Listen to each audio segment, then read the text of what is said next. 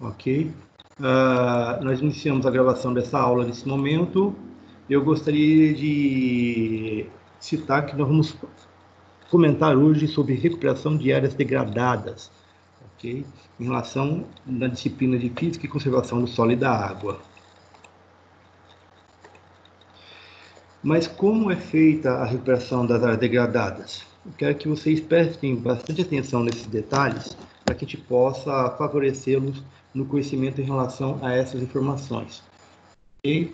A princípio, aqui nós vamos citar as regras ligadas à legislação. Bom, primeiramente, as áreas degradadas são aquelas que contam com ecossistemas danificados, transformados ou inteiramente destruídos pela ação humana, e o dever de recuperá-la está previsto na Constituição Federal na Constituição Federal de 1988, perdão. Lá na Constituição está nitidamente descrita a seguinte informação: aquele que explorar recursos minerais fica obrigado a recuperar o meio ambiente degradado, de acordo com a solução técnica exigida pelo órgão público competente, na forma da lei. Bem, especificamente aqui no estado do Mato Grosso, qual é o órgão competente para definir esse tipo de recuperação de área degradada? É a Secretaria do Meio Ambiente, conhecida como SEMA. A recuperação de uma área degradada tem por objetivo permitir que o espaço danificado volte a contar com recursos bióticos e abióticos suficientes para que se mantenha em equilíbrio, e ela deve prever a sua nova utilização em consonância com o plano de uso do solo pré-estabelecido. Tal plano de recuperação deve ter como princípio o uso sustentável dos recursos naturais e a preservação dos ecossistemas como diretrizes para a recuperação. Ok?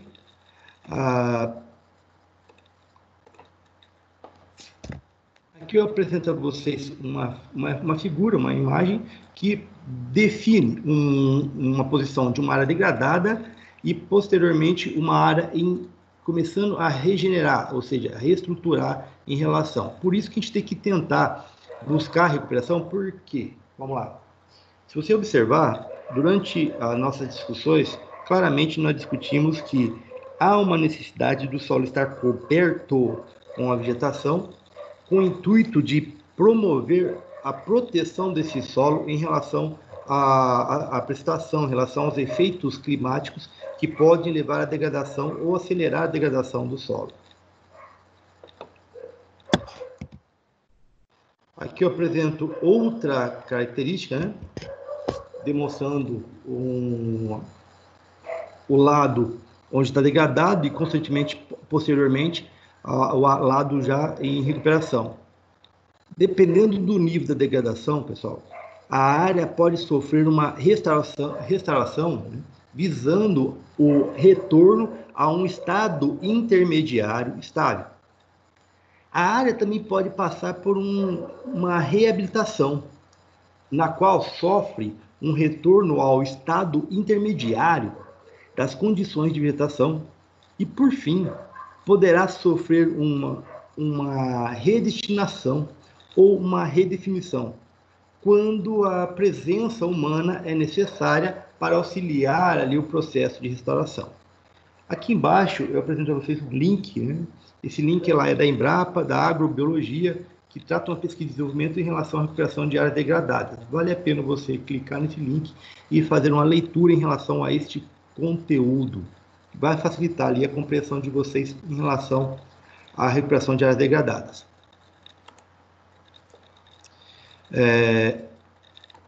Como anteriormente nós havia dito, né, uma das situações que nós temos que entender é que há uma necessidade de elaborar um plano de recuperação de área degradada, aqui conhecida como PRAD.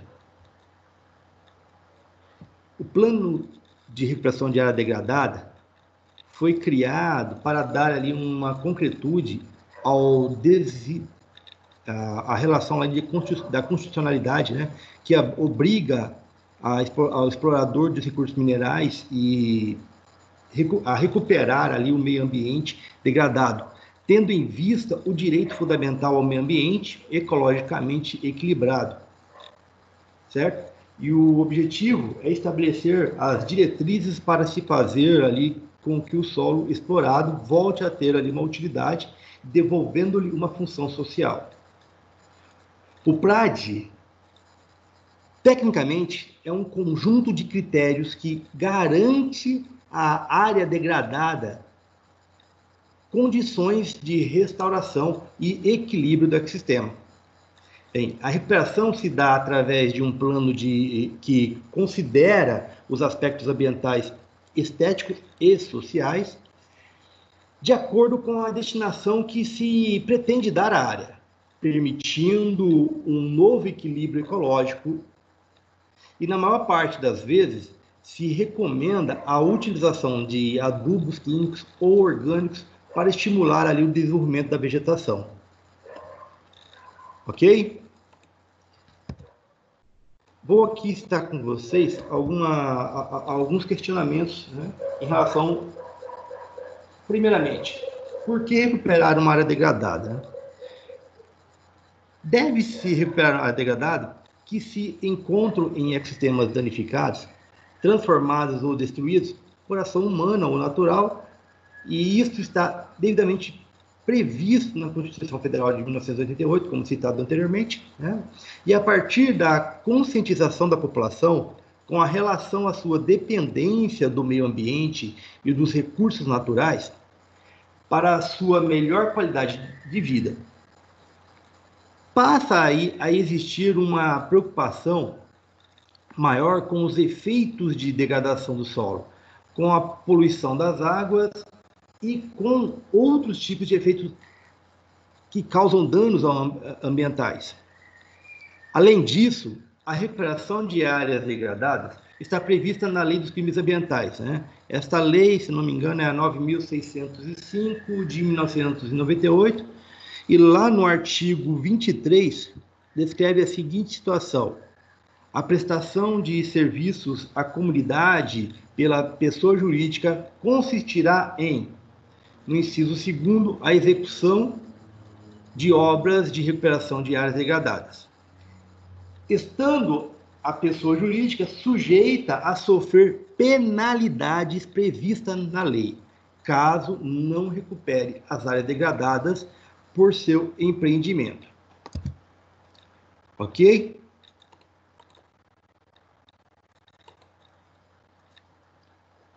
Voltando aqui.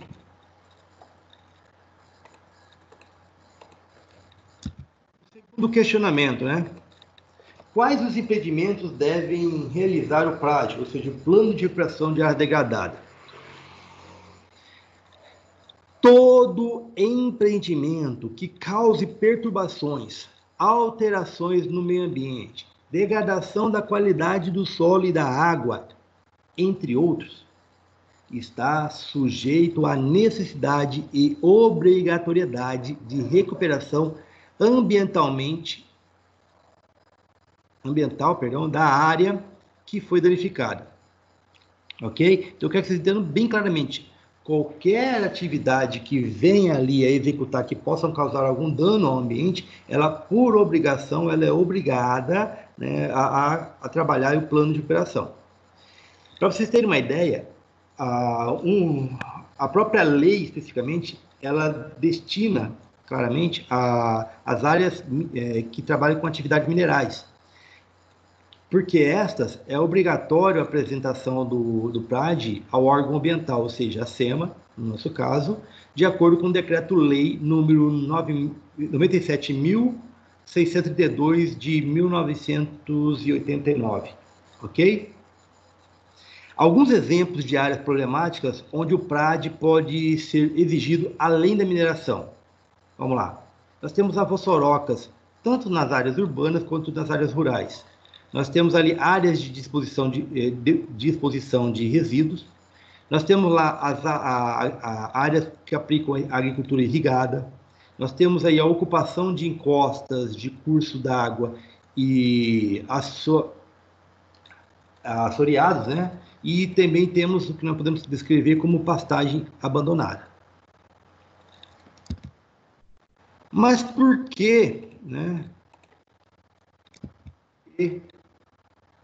deve ser elaborado por uma equipe multidisciplinar? Por que o PRAD, né, tem que ser aplicado por uma equipe multidisciplinar? Vamos lá. Geralmente, as áreas degradadas contam com a perda da qualidade e da camada do solo, processos erosivos, assoreamento de corpos hídricos e a perda da qualidade das águas. Nós temos também a ausência ou diminuição da cobertura vegetal no local. Fatores que causam aí uma dificuldade de restabelecer de forma natural um equilíbrio sistêmico no ecossistema. Como a degradação de uma área envolve diversos fatores, ok? Sendo esses de natureza física, química e biológica, para a elaboração de um PRAD, existe a necessidade de que seja elaborado por uma equipe multidisciplinar.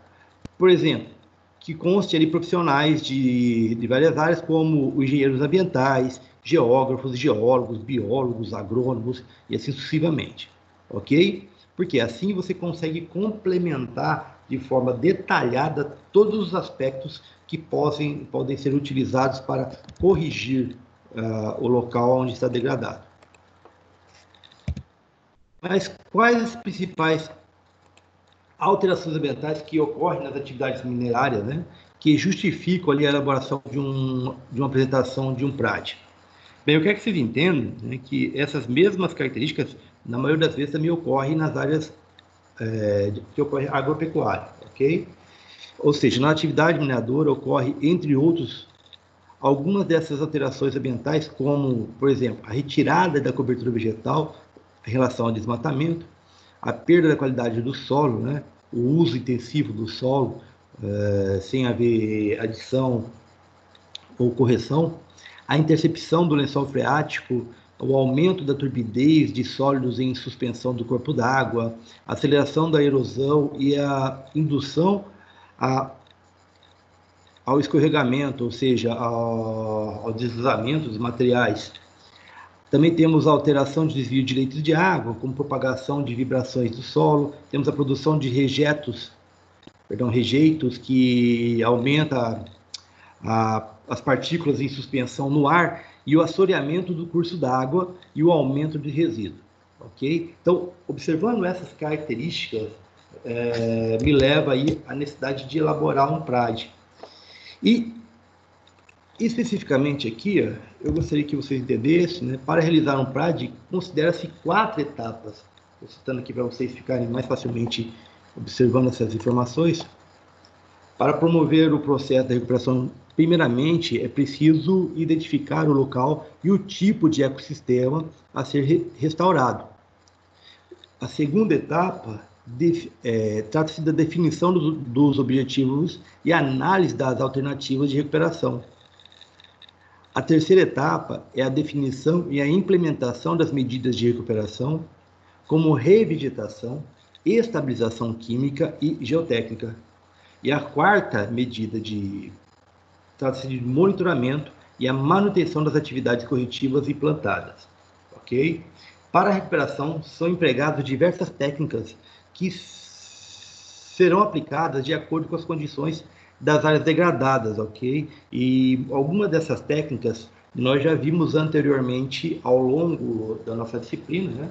Tratando-se dos condicionamentos aplicados ali das práticas conservacionistas edáficas, das práticas conservacionistas mecânicas e das práticas conservacionistas vegetativas, ok? São uma delas que vão estar ali intrinsecamente envolvidas para a recuperação dessas áreas.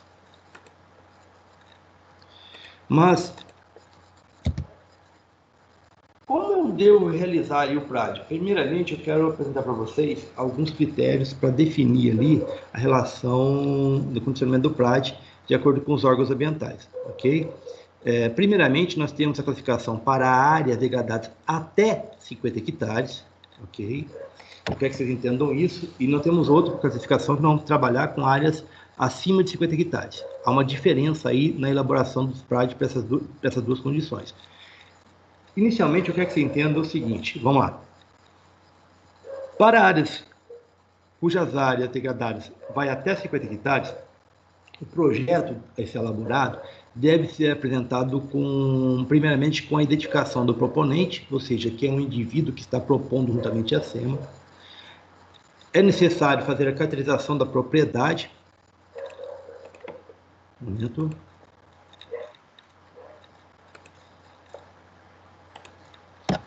Também é necessário apresentar ali os objetivos do plano, além de apresentar a metodologia de trabalho e as plantas de localização, ok? Mas vamos lá. Dentro das atividades agronômicas, vocês já estudaram ou estão estudando ali, né, algumas disciplinas que vão favorecer ali a elaboração do PRAD. Uma delas está relacionada com as diligências cartográficas, que é a topografia, né, geoprocessamento. Neste caso, nós devemos apresentar plantas de localização da área a ser explorada com polígono georreferenciado, definidora dos limites da propriedade e das áreas, principalmente da área de preservação permanente e da reserva legal.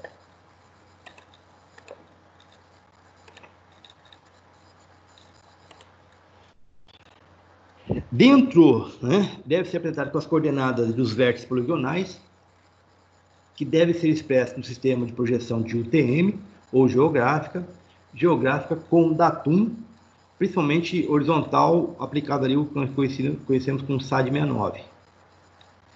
Os vértices poligonais devem ser determinados com a precisão mínima de 10 metros, ok? E as informações deverão ser entregues por meio impresso e por meio digital, juntamente ao órgão competente. E os arquivos do meio digital deverão ser apresentados preferencialmente no formato shapefile.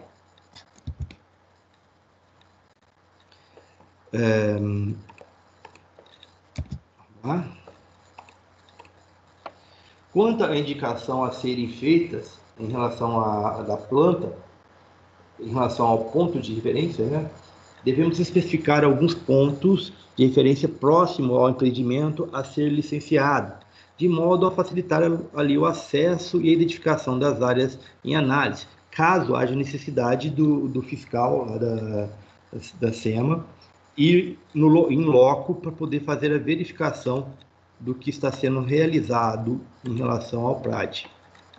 A avaliação das áreas degradadas, né, deve apresentar as seguintes características. Primeiro, a caracterização do tipo de degradação, podendo ser esse, por exemplo, a retirada da superfície do solo através da mineração, o uso inadequado do solo em relação à agropecuária.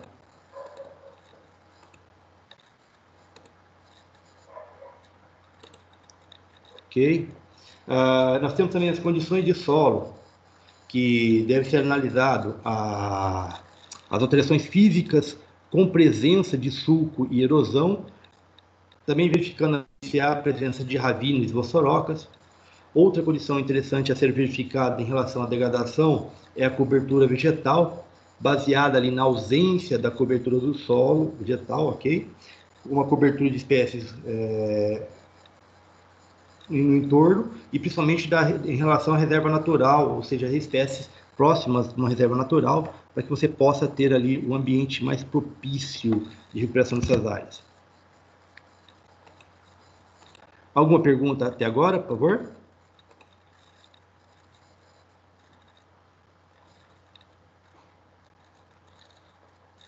Então, pessoal, continuando aqui com a apresentação, eu gostaria que vocês observassem também que existe a necessidade de fazer caracterização no projeto das formações florestais da região. Por exemplo, podemos relacionar ali o bioma e os ecossistemas. Nós estamos aqui observando de cima para baixo, nós temos ali o cerrado, e temos que caracterizar as suas fitofisionomias. Nós temos também a Mata Atlântica, temos que identificar se é a Floresta Amazônica, tem que identificar se é a Caatinga. Todas essas informações são extremamente importantes a serem definidas dentro do PRAD. E principalmente a caracterização das suas fitofisionomias, ok? Eu vou aqui apresentar a vocês uma característica interessante sobre a fitofisionomia. Aqui, ó, eu estou falando apenas do cerrado, que já que é a nossa área de maior abundância na nossa região, vai favorecer a vocês a entender isso de fitofisionomia. Ok, vamos lá. Se você observar aqui da sua esquerda para a direita, repetindo, vou colocar até uma seta aqui para facilitar para vocês, né? Ó, da esquerda para a direita, inicia-se aqui observando a região próxima ao rio, nós chamamos de mata ciliar, é uma fitofisionomia. Nós temos ali uma mata de galeria, você pode observar que entre as plantas há um acúmulo de água, e esse acúmulo de água se ocorre principalmente dependendo da circunstância, aonde há o transbordo da água aqui no local e há um acúmulo um período do ano aqui dentro. Nós temos aqui a área de mata seca, nós temos o cerradão, o cerrado denso, o cerrado típico, o cerrado ralo, o parque de cerrado, nós temos as palmeiras, a vereda, nós temos o cerrado rupreste, o campo rupreste, ok? Nós temos o campo sujo e o campo limpo, ok? Lembrando que aqui é uma apresentação didática, ok? E ela não apresenta no campo dessa forma. Ela pode se ocorrer um mix aí dessas informações, ou seja, pode estar embaralhado lá no campo. Então é necessário que você, no campo, observe essas informações e identifique adequadamente essas características no seu plano, né, lá no PRAD. E para quê? Tudo isso vinculado para que nós possamos fazer ali uma observação dentro do projeto e vamos ali determinar também no PRAD, que nós chamamos de seleção dos sistemas de plantio das espécies nativas, ok? Então você precisa lá, primeiramente, definir o tipo de implantação. Como que você vai enriquecer, como que você vai recuperar essa área com as espécies nativas? Primeiramente, a metodologia de implantação baseia-se no plantio de mudas ou semeadura direta, lá no campo. Nós temos também a forma de regeneração natural, que é a condução de plantas que colonizam espontaneamente as áreas. Nós temos também o processo de enriquecimento, de plantio de espécies não pioneiras para enriquecer a reserva natural. Nós temos também o que nós podemos descrever ali como nucleação. Por exemplo, a implantação de poleiro, uso de topsoil, entre outros, que vão favorecer que espécies, né, da fauna propiciem ali ao auxílio no aumento das espécies nativas no local, ok? Nós temos também ali que identificar a atividade para recomposição, e isso deve ser descrito no projeto, ok? E lá deve estar sendo referido o isolamento da área, a retirada dos fatores de degradação.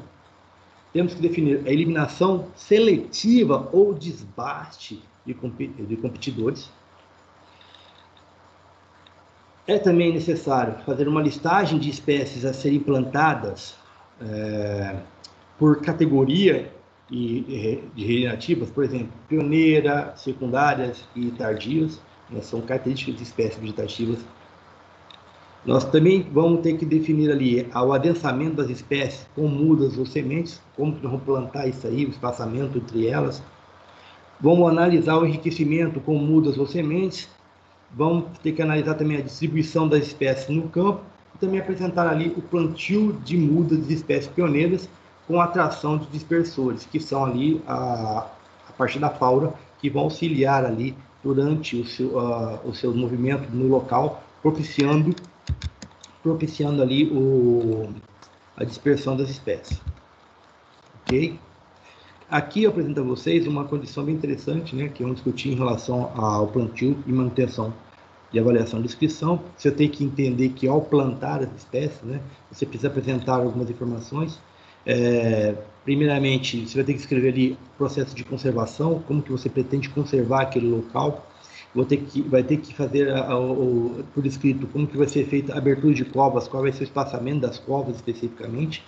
Tem que também descrever ali a correção de adubação das mudas com base na análise físico-química do solo, então, ou seja, você vai ter que ter coletado uma amostra de solo conforme lá os critérios da disciplina de fertilidade do solo, ok? Você tem que definir como que você irá executar a manutenção dessa área e, principalmente, se há necessidade de fazer o princípio de irrigação para que essas espécies se mantenham até atingir um porte favorável naquele local. Beleza? Então, tudo isso inclui no projeto, além de tudo isso, é necessário também inserir no projeto uma documentação fotográfica. E essa documentação fotográfica, né, ela deve ser devidamente registrada, datada. Né? Então, você tem que configurar a sua máquina fotográfica para que a mesma identifique a data que for registrado a campo. Também é necessário descrever as medidas de monitoramento e controle ambiental.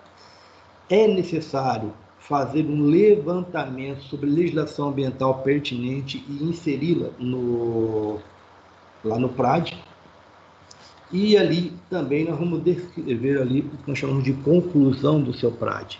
Você tem que definir qual é o objetivo, quais são as características, o que você pretende, o que se conclui com aquele PRAD ali, qual é a importância desse PRAD que você está executando nessa área. E abaixo da conclusão, nós vamos caracterizar o que nós chamamos de cronograma físico e financeiro para a execução do PRAD. O que é o cronograma físico? É aquele que vai dizer claramente o seguinte: no mês de janeiro vai executar tais tarefas, no mês de fevereiro tais e tais tarefas, no mês de março tais tarefas, e assim sucessivamente, até que você conclua toda a etapa de recuperação dessa área, ok? E o financeiro é quanto vai custar cada uma dessas características, investimento que será aplicado neste local. E por fim ali nós colocamos uma bibliografia, porque você não pode executar um projeto sem sequer fazer pelo menos um levantamento adequado da bibliografia, para que você se cerque de todas as informações necessárias para auxiliar na condução do PRAD. Okay? Mas vamos lá. Agora eu quero que vocês entendam que aquelas informações foram citadas para condições de áreas abaixo de 50 hectares. Agora eu quero citar para vocês que existe uma normativa clássica para definir áreas degradadas acima de 50 hectares. Ok?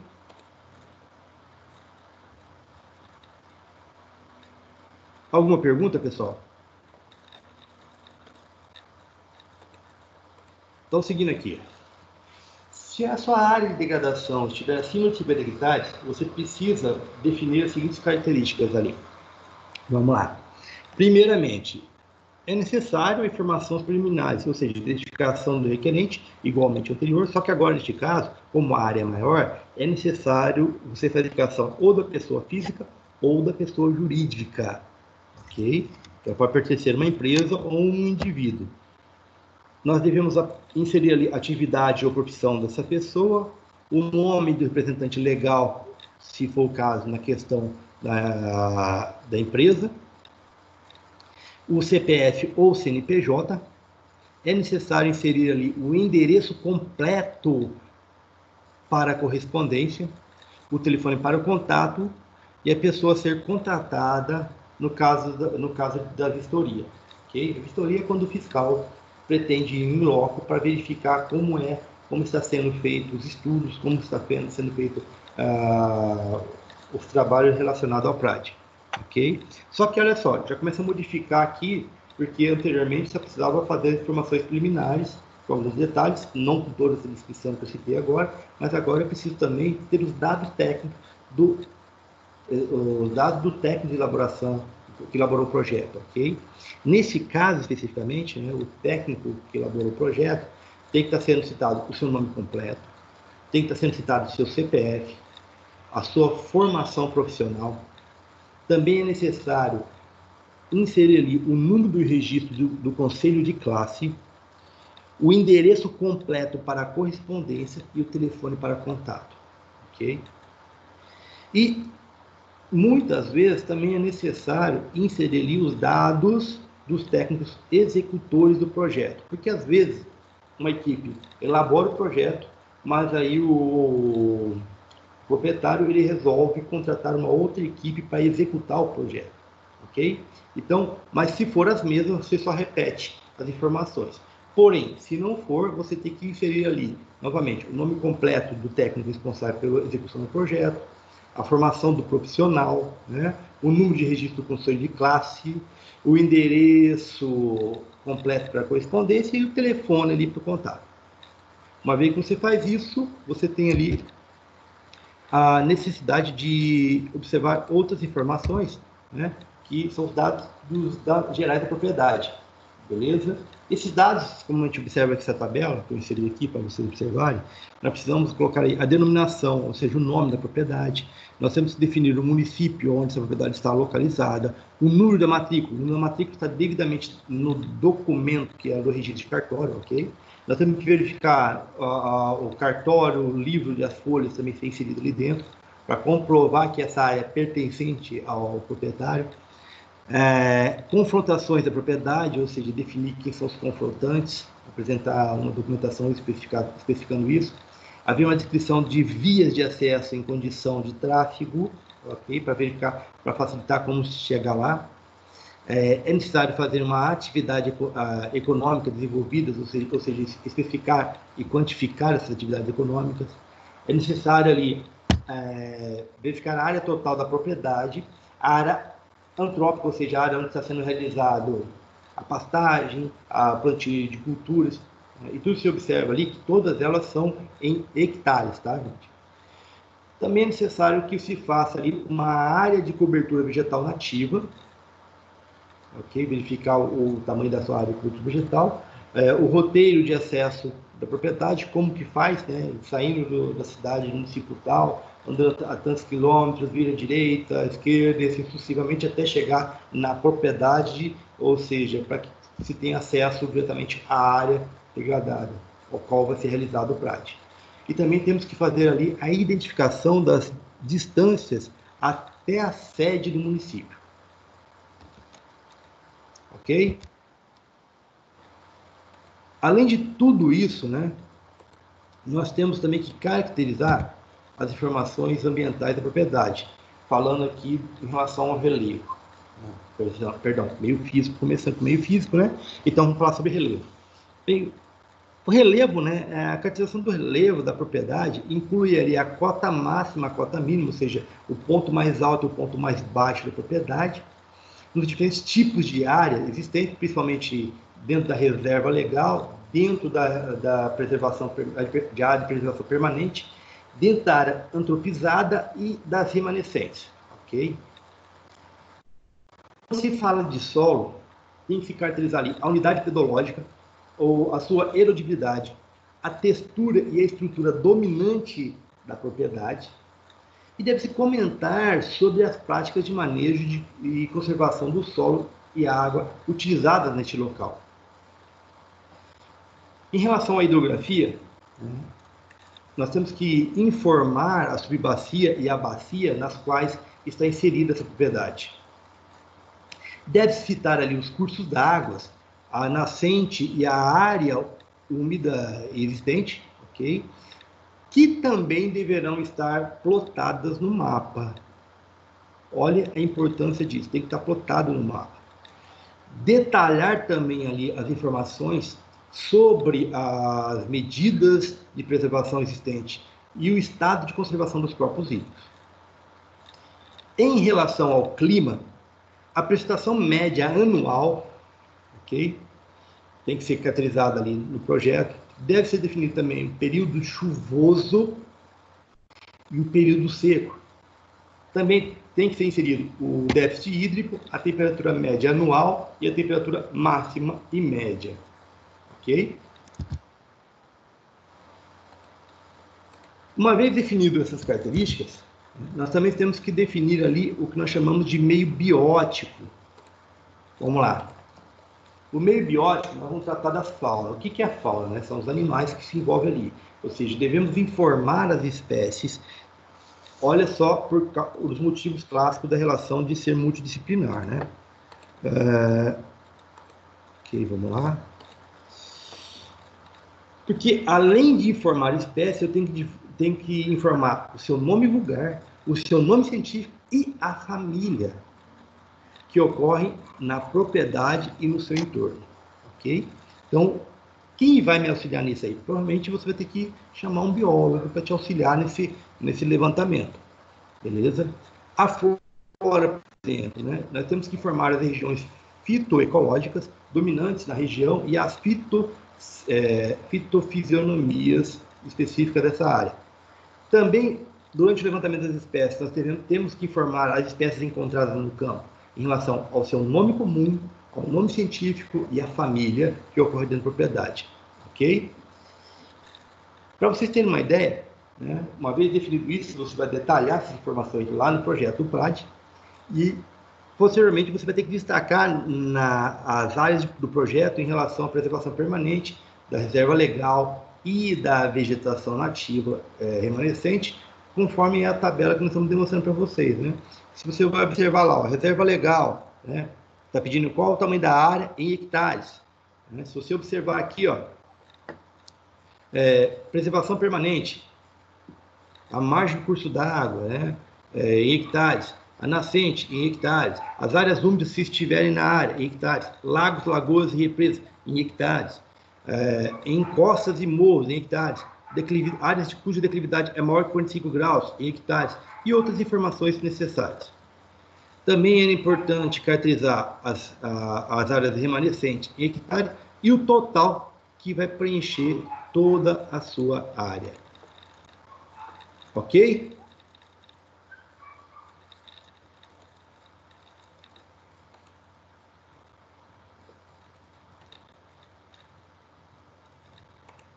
Continuando aqui. Vamos falar sobre os objetivos e as justificativas do projeto, né? Então, ou seja, primeiramente, deve-se descrever o projeto e apresentar os seus objetivos ambientais e sociais. Observe bem, ambientais e sociais, bem como sua justificativa técnica, identificando a área e a população atingida em todas as fases. Ok? Essa é importante, está descrito lá no projeto. Mas por que tudo isso? Cara, se você não inserir isso, o seu PRAD não vai ser autorizado e, consequentemente, você não vai conseguir, né, dar continuidade. E você não pode lá simplesmente ir mexer na área, porque eu vou lá mexer e fazer. Se você fizer isso, você vai estar causando, está sendo caracterizado como um crime ambiental, ok? Também nós precisamos caracterizar ali as áreas a serem recuperadas. Para cada tipo de área degradada envolvida no projeto, repetindo, para cada tipo de área degradada envolvida no projeto, deve-se especificar e quantificar as áreas a serem recuperadas. Deve-se comentar sobre o histórico de uso e a causa de degradação de cada área e caracterizá-la ambientalmente quanto ao meio físico, ou seja, nós temos que falar sobre relevo, solos, hidrografia e clima. Biológico, temos que falar sobre fauna e flora, como citado anteriormente. Ok? Também vamos ter que falar em relação ao diagnóstico da área, ou seja, o estágio de degradação, a relação à degradação, a análise de resiliência e os impactos decorrentes da degradação.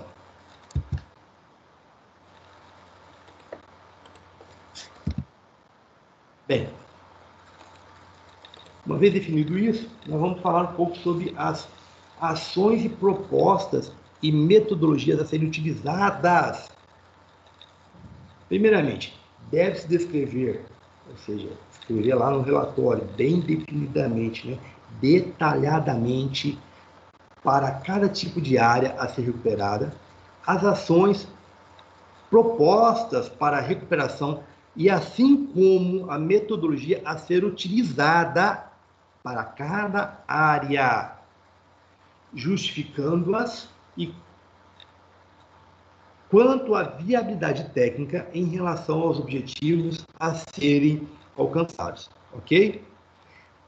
Quando se trata constar de revegetação com plantio também deverão ser relacionadas às áreas indicadas. Origem das mudas, então você não pode ter simplesmente plantar lá as mudas, você tem que definir de onde vai vir as mudas, a forma de aquisição e ou produção.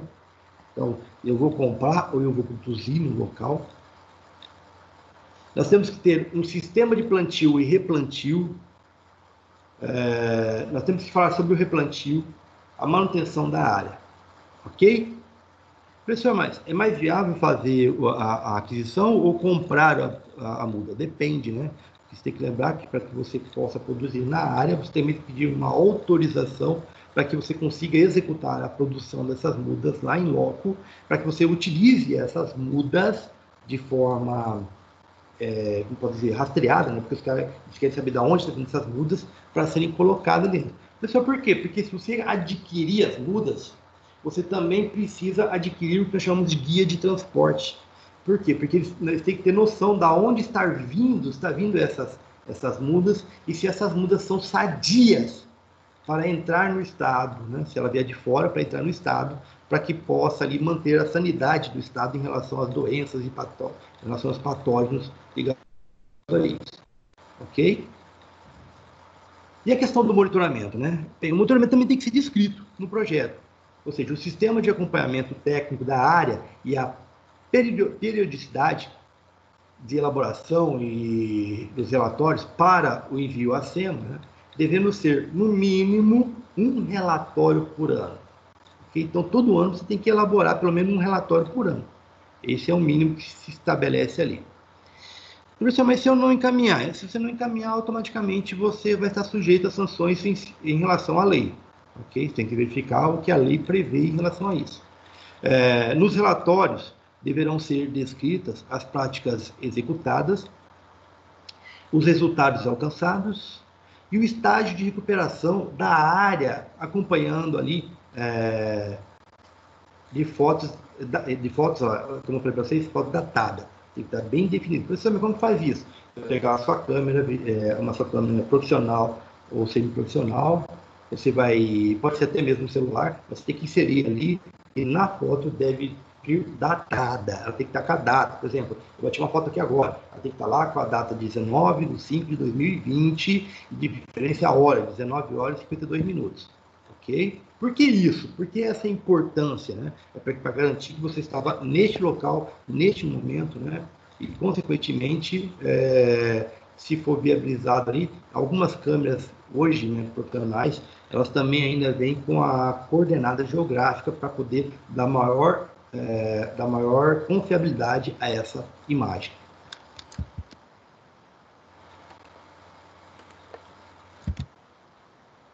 O cronograma físico e financeiro, né, como nós citamos agora anteriormente, em relação ao monitoramento do PRAD, execução e monitoramento do PRAD. Então vamos lá. Deve-se apresentar o cronograma referente à execução e ao monitoramento do plano. Esse deve lá definido lá, vocês devem aprender algo similar quando estiverem fazendo ali o seu TCC, o que vai caracterizar o auditório, você sabe como que faz, janeiro, fevereiro, março, abril, maio, junho, julho, em relação a todos os meses, e quais as atividades e práticas que você vai aplicar ali em cada um desses meses nessa área para que você possa executar o processo de recuperação.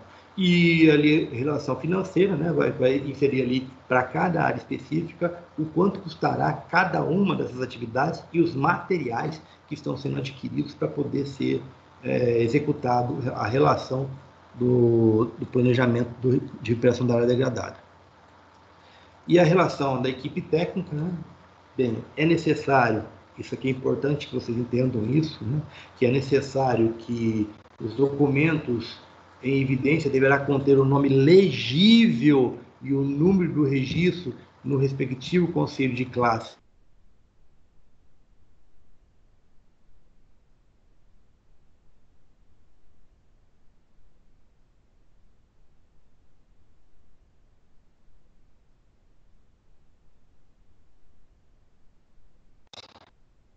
É responsabilidade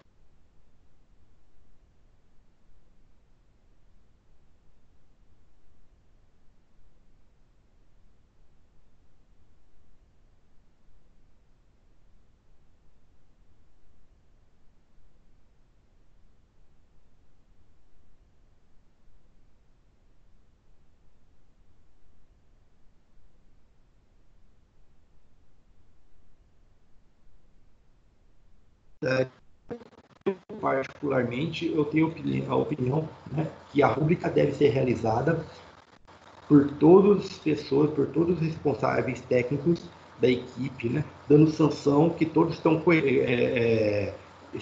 relatando que tudo relacionado àquele relatório, né, eles estão cientes de que se trata. E também dá uma ressalva jurídica melhor em relação à proteção desses documentos. Ok? E a relação bibliográfica, né, a ser apresentado conforme as normas técnicas vigentes. Bem, que normas são essas, professor? É a BNT, ok? Então, você vai buscar ali a BNT, lembrando que eu recomendo vocês, no caso, né, se for relacionado, eu recomendo que vocês peguem a norma da BNT que o Secretaria do Meio Ambiente está utilizando como referência. Por quê? Porque a BNT, né, todos os anos, ela muda alguma coisa, ela altera alguma coisa. Se você ficar seguindo essas mudanças, muitas vezes você não consegue seguir um ritmo padrão, mas você pode estipular uma determinada norma, né, um determinado registro, de um determinado ano, como referência. E é isso que a Secretaria do Meio Ambiente faz, que é isso que a maioria dos órgãos públicos fazem, para que vocês consigam, ali, de certa forma, manter ali uma coerência em relação aos trabalhos técnicos a serem apresentados. Ok? Em relação aos anexos, são ali nos anexos que vocês vão inserir a documentação fotográfica, ok? É ali que vocês vão colocar as fotos referente à área, aquelas fotos que nós citamos agora há pouco em relação às fotos devidamente datadas, ok? O local. É ali também que vocês vão colocar ali os mapas indicando, né, a indicação das áreas envolvidas. Também é ali que você vai inserir a sua anotação de responsabilidade técnica, aquele documento que você retira lá do conselho de classe, né? No nosso caso, o CREA, ok? Você vai solicitar ela hoje é via digital, você entra no site, você insere as informações pertinentes, registra, retira o documento, okay, da taxa, você vai encaminhar, realizar o pagamento dessa taxa, ou a empresa ou o contratante vai realizar o pagamento dessa taxa conforme combinado, ok? E você, a partir do pagamento, você retira a RT, esse documento, juntamente com nada consta, e insere juntamente esse documento junto, né, uma cópia desse documento, para que você possa dar veracidade que você é um profissional técnico devidamente registrado no seu conselho de classe, e nesse ato você está ali dando uma condição jurídica para indicar que você é uma pessoa apta a executar esse tipo de trabalho.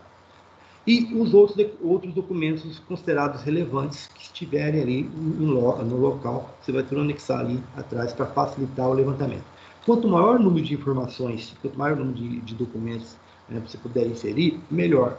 Por quê? Porque assim, toda a equipe técnica da Secretaria do Meio Ambiente, ela vai conseguir ali, de uma certa forma, fazer uma prévia avaliação e, consequentemente, né, você tem uma grande chance do seu prazo ser aprovado sem nenhuma ressalva.